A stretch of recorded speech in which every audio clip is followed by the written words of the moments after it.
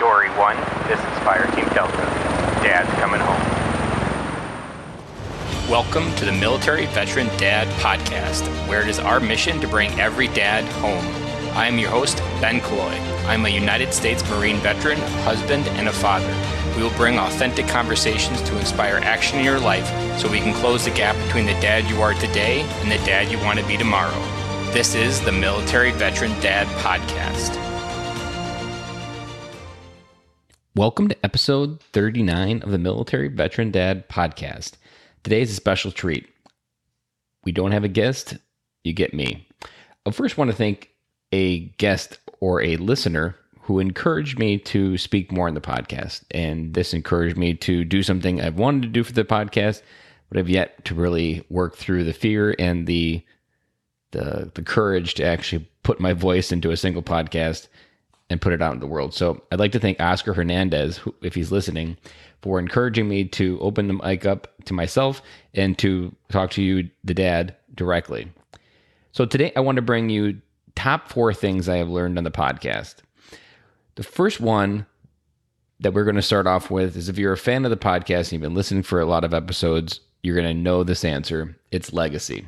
Legacy wasn't something that I started off with on this podcast as something, even an idea. It wasn't even on my radar. And it wasn't until I interviewed Kirby Ingalls who really brought this idea into the mix. And what I realized when he started talking about it, and then through other interviews started talking to dads, that what we failed to do during the transition from military to civilian is we failed to switch from focusing on our service to our family. And that, especially if you lost a friend in battle or in Iraq or Afghanistan, that question of why I lived and he died will haunt you. And it's related to your service. And you try to figure out all these little things of all these nuances related to your service. And you're like, you just sit there and consistently repeat these questions in your head, but they have no answers.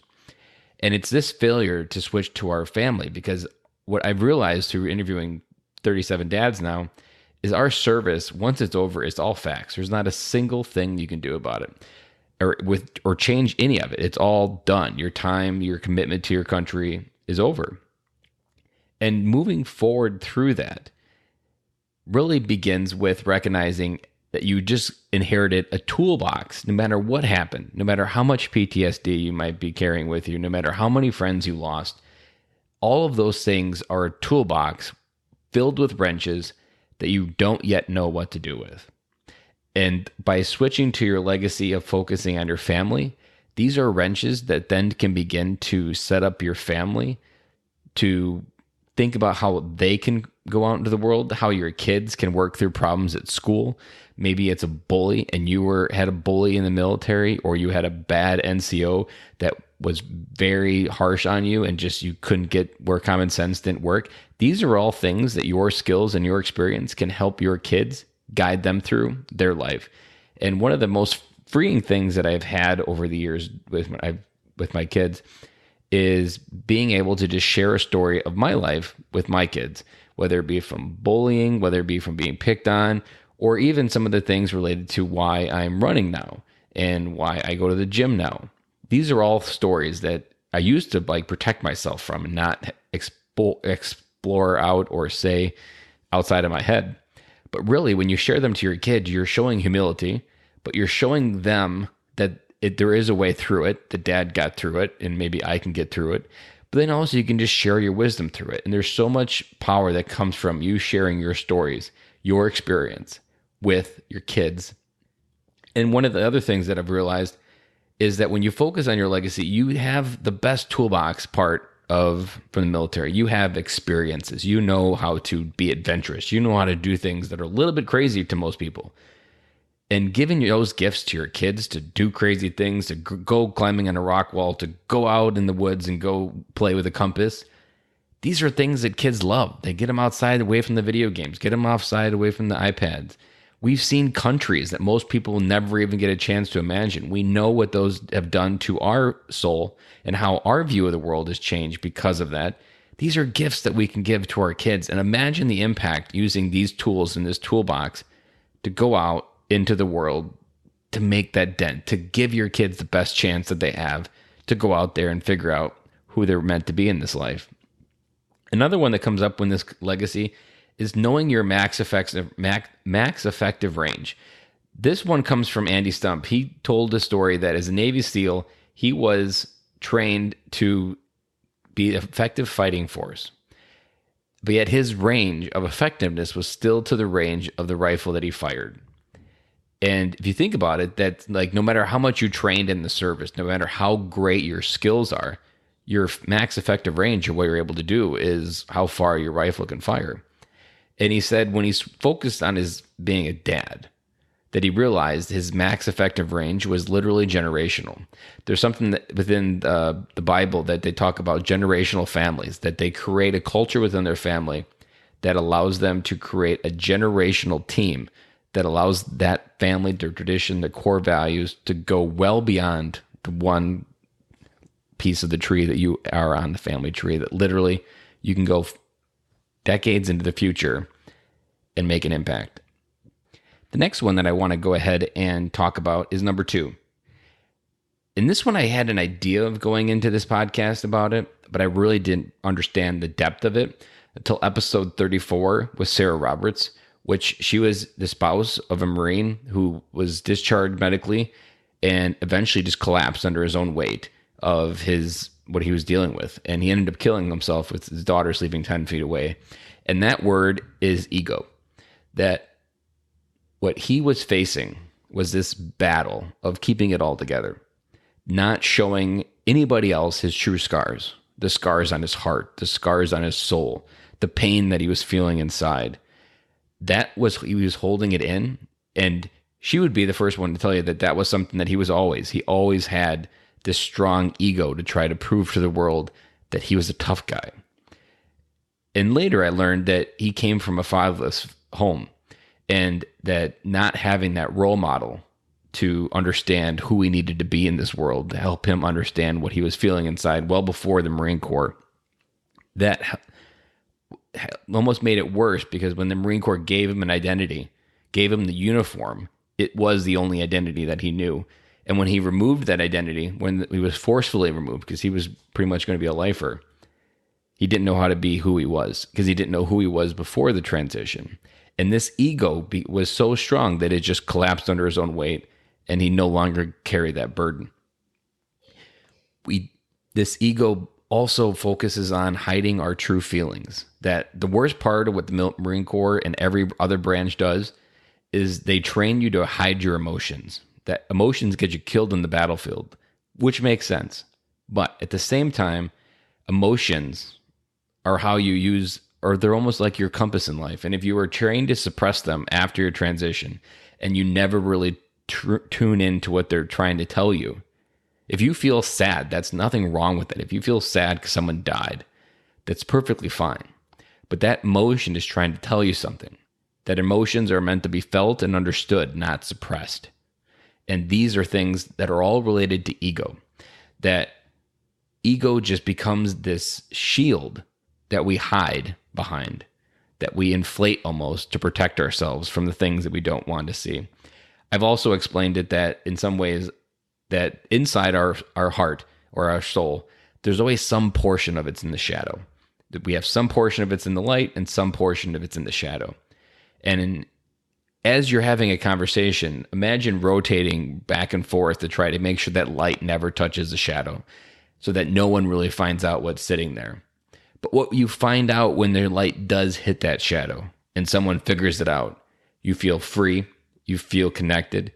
And what you don't have happen is you don't have someone saying, oh my God, this guy isn't who I thought he was. Generally, when you reveal what's in that shadow, people come towards you because that vulnerability, that authenticity that you've just revealed allows them to connect to something that's in their shadows. And that's one of the things that most veterans in active duty don't really figure out. As dads, we often share some of the same scars, the same battles inside.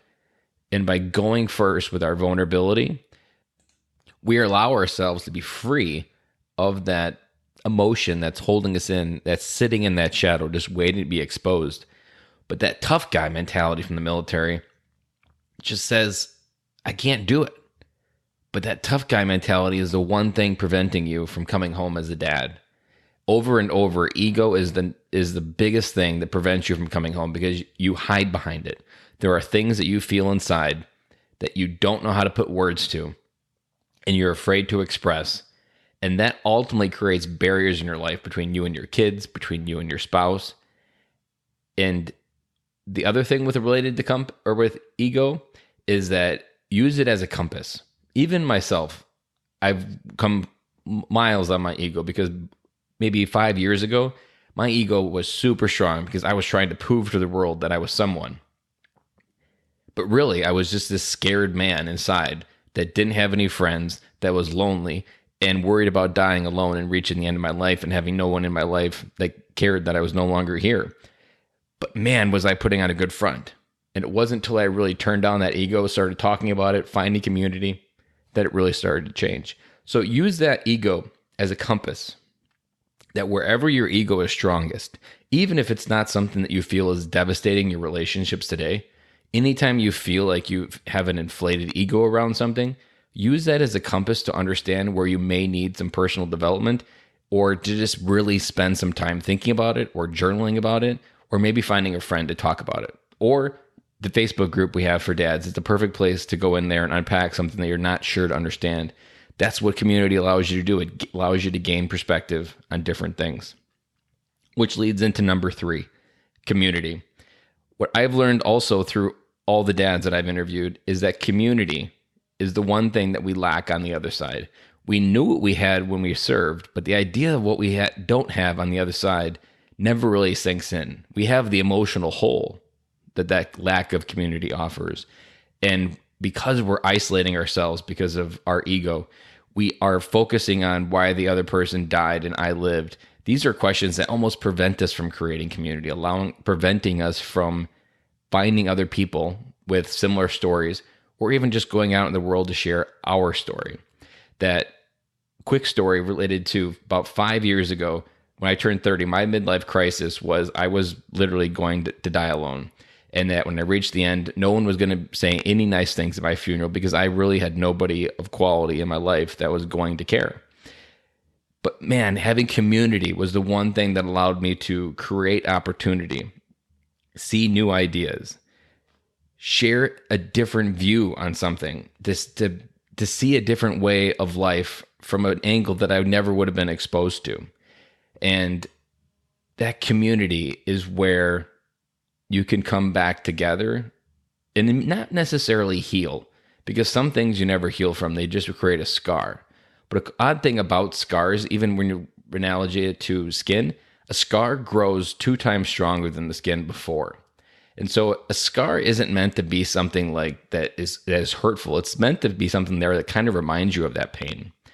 And in a community is really where you can really understand a lot of this. And it's maximize my ability to be a dad, a husband, a better human being, a better veteran, to serve the community, to even create this podcast. All of that came from finding like-minded people that were on a similar path that I could be friends with.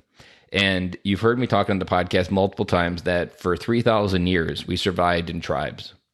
And in the last 100 years after the Industrial Revolution, society evolved to a place where we no longer did that men went to work, they came home, they were the provider, but we never really had those solid tribes.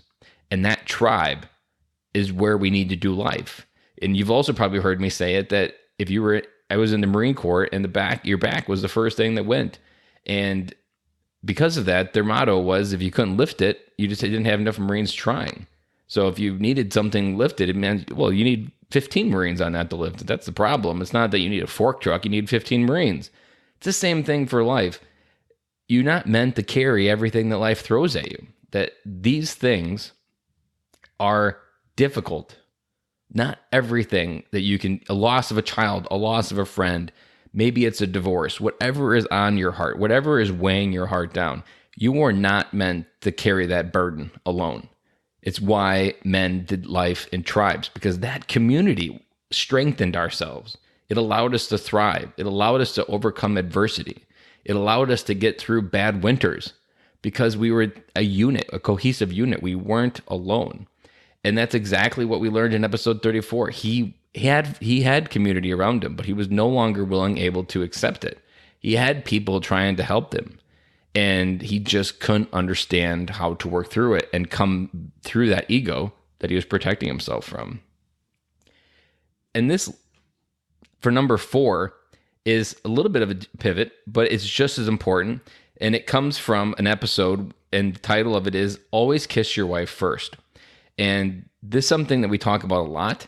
And I've had a lot of dads come on the podcast, and they talk about how that when they're serving, it's so easy to get caught up in the deployment, to get caught up into, it's a noble sacrifice of my time. My kids will understand. My wife will understand. They understand, but at the same time, and it is a noble sacrifice, it's a credit card. You can only borrow so much from your family's time and patience before they wonder what it's all for. And you can get back from a deployment and have the mentality of like, oh man, I can't wait to be on another deployment.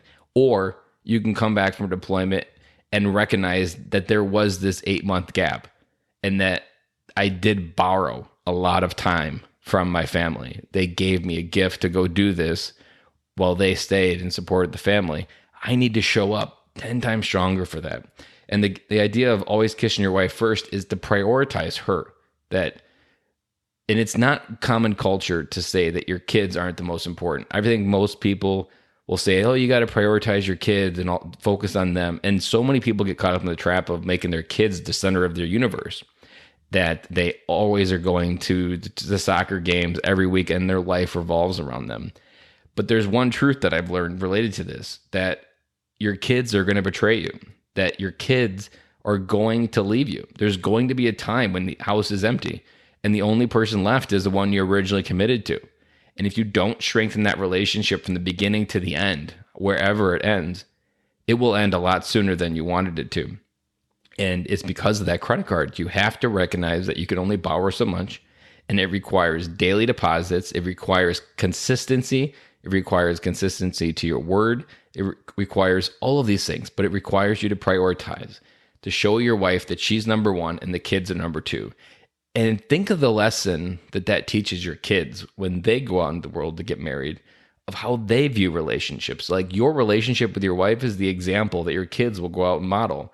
The relationship you have with your wife will be the one that she looks for in the man that she goes out and to find. So if you want your daughter to come home with someone that you like, be the man that she would go out there and find. And she'll bring someone home generally that is within those parameters. It's maybe not a perfect scenario every time, but in general, they go out into the world to seek the person that their dad was. And these are things, goes back to even our very beginning one, our legacy. These are all the things that we have that can bring to the table. We can bring strong women, we can bring strong sons, and we can bring solid marriages into the future and break these chains of broken families, break the chains of just broken childhoods, broken dreams, and really create that legacy. And to wrap it all up here, there's one idea that I love from Steve Jobs. And Steve Jobs always said to go out, his goal was to make a dent in the universe. And I would argue he did make a dent in the universe. Literally 80% of the population probably has some type of Apple device, or at least knows of its existence. That I like to think of the universe as a wall. And as military members, we have the best chance to make a dent in that wall. That someone should walk by that wall one day and say, that dent was theirs. And that's the same mentality that I have with my kids, is that I want someone to walk by that wall and say, that mark right there, that big dent was the Killoys. And that's all of these things wrapped into it. It's recognizing the legacy of your family. It's making sure your ego is off so that you can go in without blinders on. It's recognizing that you have a strong community, because you can't do this alone. You need to know, you need to network, you need to follow up on different things in your life. You need to figure out what you want to do when you grow up. You can't do that without a community. And last important, you can't do that without the support of your wife. And all of that can't be possible if you don't show up and come home. You need to be there physically. You need to be there mentally. And if you're not, you need to make an effort to do all of that as best as possible. And one thing that can happen a lot, I knew it happened a lot for me when I first started this growth journey, is once you're aware of it, It's almost like you ever heard of elephants in your room now, because you didn't know about this, and then I say it on a podcast, and you're like, oh man, the elephant just popped into my house. How the heck do I get this elephant out? Sometimes you just got to be okay with this. There's an elephant in your house, and just being aware of it allows you to kind of troubleshoot it, work through it, understand it more, understand why it's there in the first place. And just slowly but surely, the elephants will disappear, but not from ignoring them. It's almost as you just decided and understood of how to take care of it. So don't get stressed out if this is a lot of stuff that's new to you, because sometimes it can be overwhelming, but every day counts, and every day is the one that matters. And today is that day. And focus on how to go out into that world and be the best freaking dad that you can be. Because to go back to what we get hung up on as our legacy, someone died in Iraq and Afghanistan. Someone no longer gets to hug their son or daughter, and their daughter and son never get to feel what their father's love feels like. That happened so that we could come home and be the best fucking dads that we could be. And that is what all this podcast is about. That's what creating legacy. It's understanding where your ego, creating community, and last but not least, prioritizing your wife, because that's the person that's your anchor. That's the one that you originally chose to do life with. And that's the one you're going to cross the finish line, hopefully 75 years down in the future. But it starts now with your daily actions.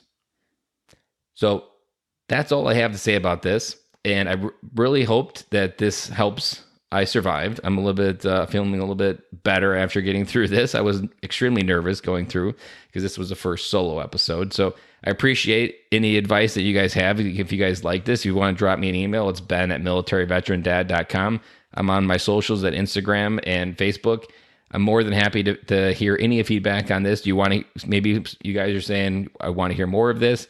I'm happy to starve some more fear and work through some different topics, bring them down a little bit more maybe.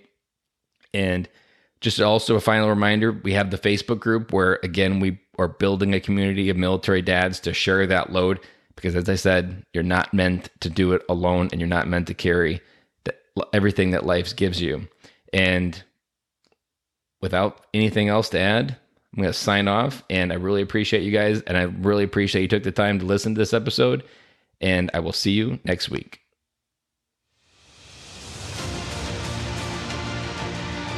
That's a wrap, and thank you for listening to today's show, and I really hope you enjoyed it.